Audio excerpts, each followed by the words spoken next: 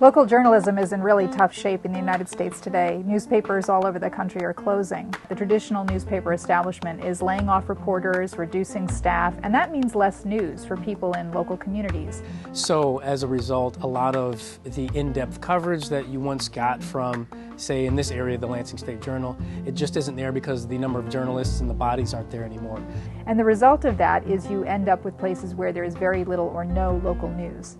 People have actually studied this problem and found that when that happens, government corruption goes up, government waste goes up. It has a direct impact on the lives of the people who live there. So the reason Eli exists is because we want to have a newspaper here. We want to be able to know what's going on at our city council, at our school board, in terms of big development, in terms of community activities. We need to know what's going on in our town in order to have good lives.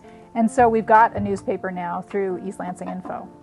Eli is a special organization. So many news organizations now depend on news releases and essentially dribbles and drabs of information from the government. But Eli actually goes and gathers information. They go to the meetings, they interview people. We've broken a lot of the biggest stories in this town. Things like the eBay land sale, the whistleblowers at the wastewater treatment plant. Many of the big stories you've heard about in East Lansing happened because East Lansing Info was here to do the investigative work and bring that news to you. Some of the people who report for East Lansing Info are professional reporters, but a lot of the people who report pretty straightforward stories for us, like about an art project or about what's happened at a particular meeting, these are ordinary people in our community who we've brought into the system, who we've helped train to bring high quality news, and they go out and they do the reporting. I've learned that East Lansing Info really trusts their writers, they trust their staff, and it's kind of like, here, go with it. Like, you tell us what the story is. They encourage us to take the story wherever it should go instead of giving constraints, so I really enjoy that as a writer. And also a reader, because you end up getting a better story that way.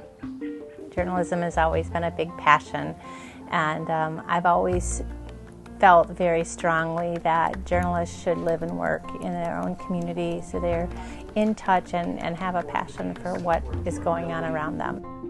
This really meant a lot to me that it was taking place here in a town that I've decided to make my hometown.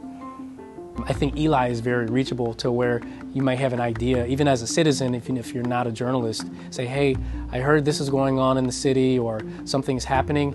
Do you think you might be able to send somebody over to ask a few questions? And Eli does a really nice job of following up on some of those lead angles, and it's really provided, I think, a really nice news source for the citizens. What we do is make sure that people in the community own the organization. Nobody owns Eli except the community. We're run by a nonprofit foundation, and basically what we're doing is making sure that what the community needs is what we do. So we think really carefully about how to bring news in a way that is socially responsible.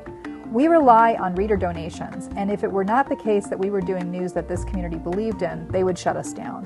And that keeps us honest. It keeps us attentive to being nonpartisan, to bringing high quality news, to making sure that what we're doing is for the benefit of the community. So I think that nonprofit status helps organize an institution in a way that it works for the benefit of the community.